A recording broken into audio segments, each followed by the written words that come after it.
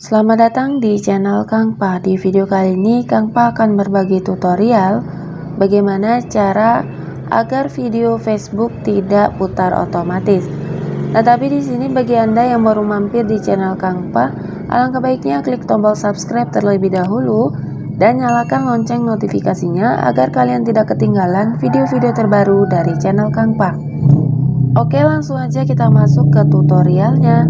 Nah, di sini langsung aja kita buka aplikasi Facebook kita ya, teman-teman. Sebelumnya kita cari dulu video mana yang berputar otomatis di sini.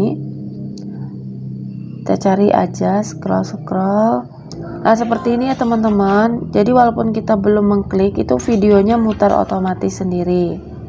Nah, bagaimana cara menonaktifkannya? Di sini langsung aja kita klik di bagian garis 3 yang ada di pojok kanan.